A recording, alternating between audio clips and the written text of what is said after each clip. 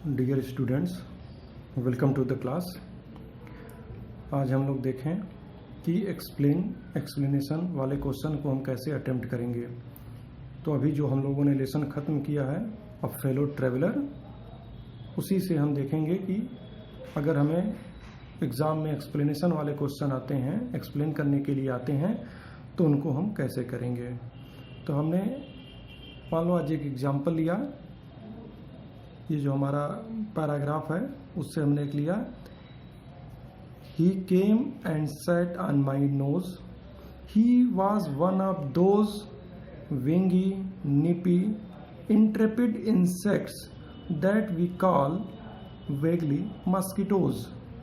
I flicked him off my nose and he made a tour of the compartment, investigated its 3 dimensions, visited each window, fluttered round the light, decided that there was nothing so interesting as that large animal in the corner, came and had a look at my neck.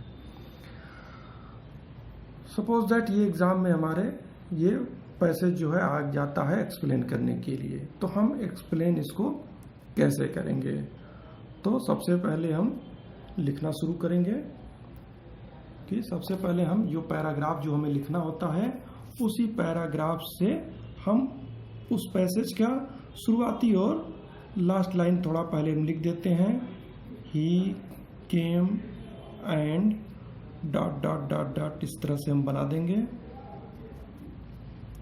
At my नेक, ये हो गया passage के बारे में, हो गया कि ये पैसेज हमारा है जिसे कि हमें एक्सप्लेन करना है।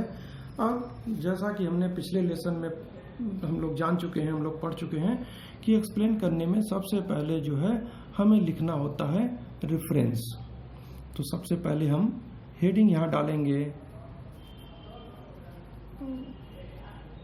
रेफरेंस। पिछली कक्षाओं में भी बताया जा चुका है कि जो रेफरेंस होता है, जिसको कि हिंदी में हम संदर्भ कहते हैं, इसमें हम बताते हैं कि ये जो पैसेज जो कि एग्जाम में हमें दिया गया है वो किस लेसन से लिया गया है और इस लेसन को लिखने वाले कौन है। तो सबसे पहले हम रेफरेंस में इसको लिखते हैं कि these lines have been taken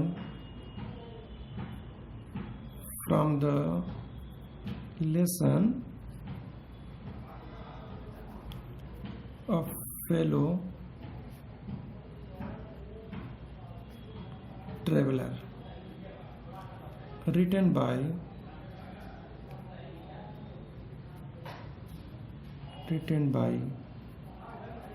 A.G. Gardiner. तो ये हमारा रेफरेंस का पोर्शन हो जाएगा, जिसमें कि हम बताएंगे कि these lines have been taken from the lesson a fellow traveller written by A.G. Gardiner, कि ये जो पैसेज है वो लिया गया है अ फेलो ट्रेवलर नामक लेसन से लिया गया और इसको लिखने वाले हैं A.G. गार्डनर। रेफरेंस के बाद हम अगली हेडिंग डालते हैं कॉन्टेक्स्ट।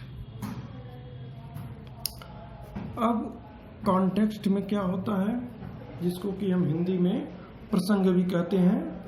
तो कॉन्टेक्स्ट में हम जो पैसेज हमें दिया जाता है एक्सप्लेन करने के लिए, हम उससे ठीक पैसेज की पहले की बात को बताते हैं, जिससे कि जब हम आगे एक्सप्लेन करें तो ये पुराने जो कि हमारा जो कॉन्टेक्स्ट है उससे रिलेट कर सके, जिससे कि हम अच्छे से उसको समझ सकें कि जिसको हम एक्सप्लेन कर रहे हैं उसके पहले क्या हो रहा है, किस चीज़ को हम और ज़्यादा एक्सप्लेन करके विस्तार से हम बता रहे हैं। तो कॉन्टेक्स्ट में अब हम लिखेंगे the author was travelling in a train, he thought that he was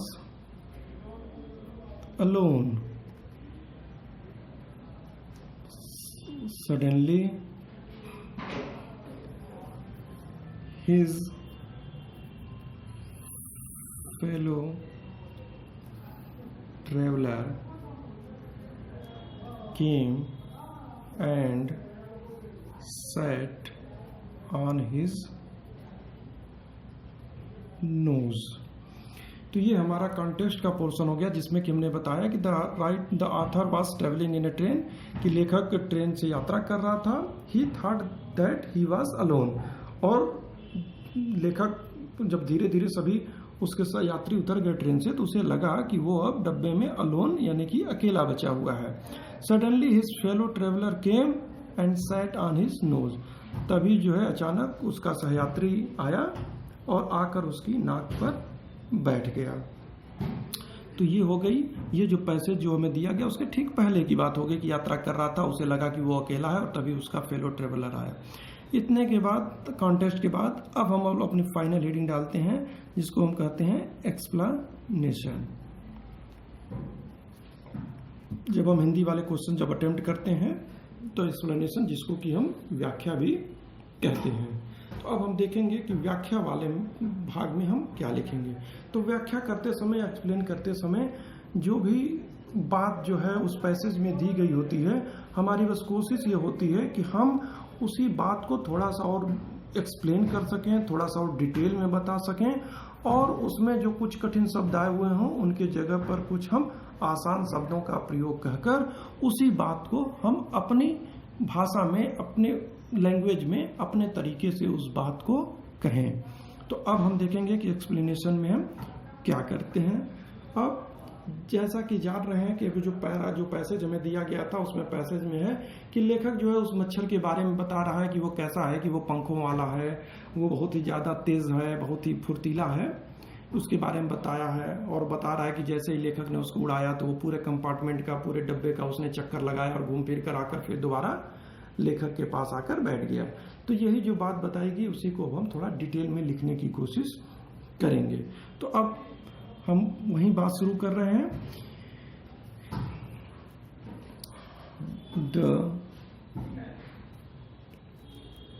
The author's fellow traveler came and sat on his nose. The writer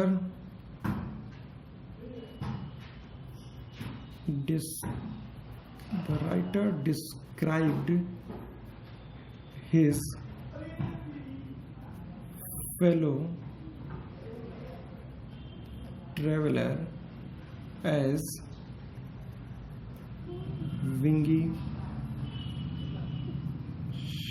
sharp and bold.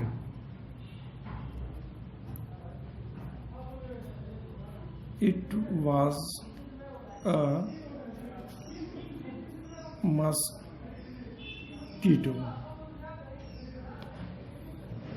कि यहाँ तक हुआ कि the author's fellow traveller came and sat on his nose, कि जो लेखक है उसका जो फेलो ट्रेवलर है, उसका सहयात्री जो है, केम और and sat on his nose, और आकर उसकी नाक पर बैठ गया।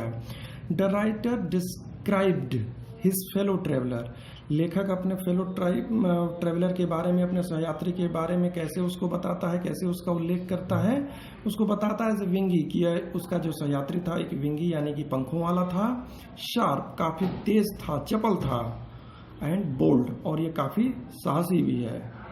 इट वॉज ए मस्कीटो, जिसको कि हम लोग क्या कहते हैं, मस्कीटो, जो कि पंखों वाला है, बहुत ही तेज है और साहसी है। The writer flicked him of his nose.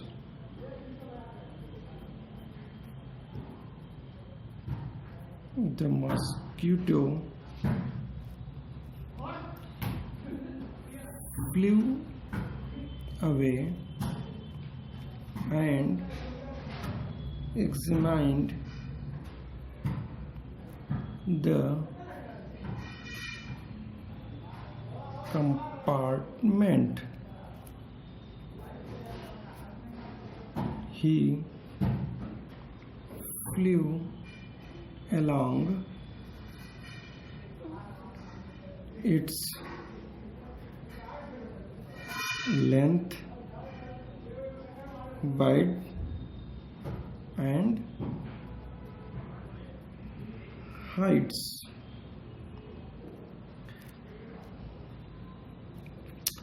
हो गया कि the writer flicked him of his nose, लेखक ने flicked him of his nose, अपनी नाक पर से उस मॉस्किटो को उड़ा दिया.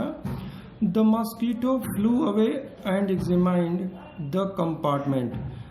जो मच्छर है वहां से उड़ा और उड़कर उसने एग्जामाइन कंपार्टमेंट का निरीक्षण किया, अच्छे से उसने देखा, निरीक्षण किया. He flew along its length, wide and height. उड़कर मच्छर ने इट्स लेंथ, पूरे कंपार्टमेंट की लंबाई, चौड़ाई, ऊंचाई में, जिसको कि 3 डायमेंशन कहा गया है, इसकी लंबाई, चौड़ाई, ऊंचाई तीनों विभागों का उसने गहनता पूर्वक, बहुत ही सावधानी पूर्वक उसने पूरा निरीक्षण किया, पूरा उसने देखा.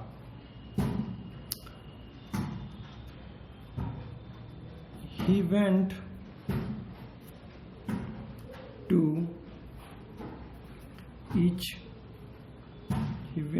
each window and flew around the light bulb.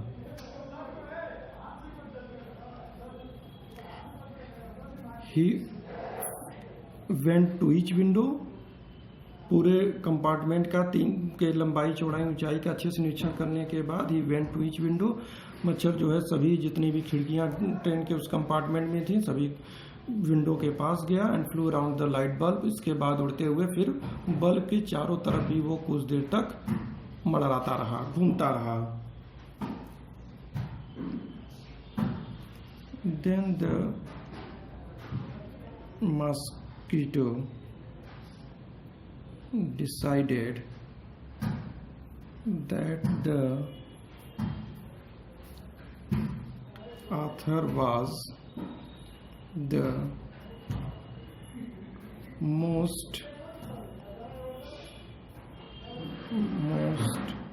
interesting creature in the compartment.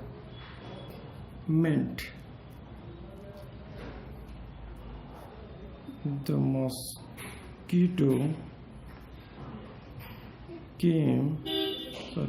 mosquito came and had a look at the